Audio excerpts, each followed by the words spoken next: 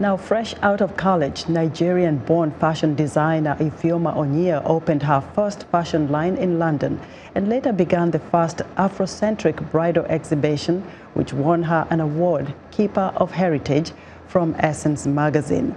Onyia started with the simple lines of the cuts to the more intricate designs of the culture-rich African fabrics, infusing them with Western fabrics to bring elegance, sophistication, and authenticity. She now runs her clothing line, Clyopatra Couture, which incorporates office wear, casual and outdoor clothing for both men and women.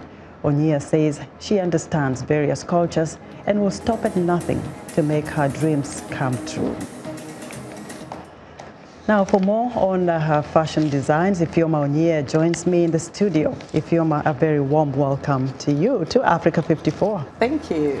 Now, it's very interesting to see fresh out of college. Did you learn how to design clothes in college, or where did the inspirations begin? I didn't learn how to design in college because, of course, coming from an African background, you couldn't go to college and tell your parents you want to study fashion. That's a no-no. So I did business administration. But my inspiration actually started when I was little. I'm the last out of 8 kids.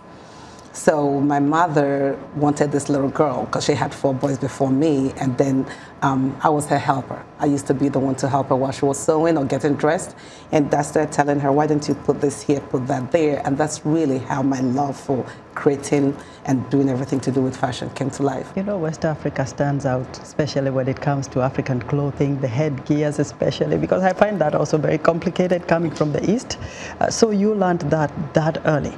Yes. And you grew up thinking about this is what you want to do, or did that come later in life? It's just one of those things that I learned how to do the headgears because they're complicated. Yes. And I used to make a lot of money from my aunties that couldn't do it. So as a 10-year-old, I'll do this. But doing that, I never knew I had this. I could do the fashion, I could do the design. I did the first dress for my sister's daughter and made a dress out by hand stitching it. I started doing makeup, but I never thought about it as a profession until in college. Now tell us more about infusing the African fabric with the Western, kinds of fabrics, because they are various, and how that really has been received.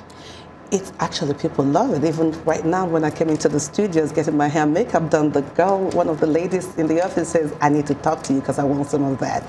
The thing is that African culture, African fabrics, African designs are so beautiful that everybody wants to wear them. But a lot of the time, there's that stigma that said, oh, you have to be African to wear it. But no, you don't. You just have to be living, breathing, and love it, and you can wear it. Now, another thing that comes to mind is that in the continent of Africa, we don't experience so many different weather patterns like here in the U.S. We have the winter, we have the fall season, spring, and all that. And so different weather patterns kind of dictate what you have to wear. Right. So how does that work for you, infusing the African fabric to be able to cater for these seasons, especially when you're based here in the U.S.? So you see, what I do, I call my line, my tagline is fashion without borders. So what I did, I sat back to say, okay, this is what I love to do. The ideas come to me even whilst I'm sleeping. So I took our fabrics, the textiles, we're normally like cotton or batik material.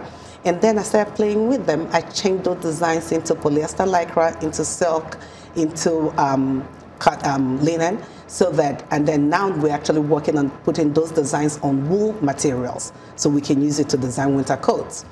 So it covers the whole entire season. Now, you've held a couple of exhibitions in New York and other places from London. You've traversed all those places. Now, what are people looking for in your line of, your fashion design, in your clothing, couture, whatever you're doing now? What do they really want to get out of those clothing? Because I've seen swimwear, I've seen outerwear, casual shoes and stuff like that. What do they really want in a nutshell? I've done the New York Fashion Week, DC Fashion Week. I do my own fashion show that runs every year, Miss Summer Madness, coming up June 16th. The thing that people are looking for is uniqueness, something that will look good on them. Not the status quo. Everybody else is wearing this, therefore I have to wear this. How about what I want to do? Because I'm sure sometimes you look at something and you're like, well, if it was this different, I'll prefer it. That's the whole thing they want with me. And when they come, I change everything for them, just so you can get your entire wardrobe, and it's your dream wardrobe. No matter how crazy you want to dress, you can have it. No matter how casual you want to be, you can be it. You can go to the beach in a kente swimwear, but it's not the kente material. It's actually polyester spandex material, which is stretchable and breathable and protects you from bacteria. So tell me a little bit about the kind of fabric you're using from Africa, because most of the colors we see really are very bold. How is that received, say, in America or in Europe?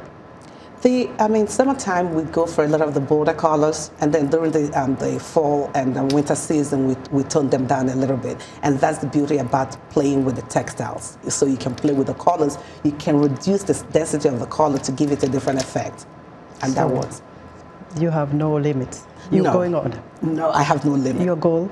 Yes. My goal is to be in every single store, Nordstrom, Neiman's, Macy's, and now I actually design and manufacture for other designers too.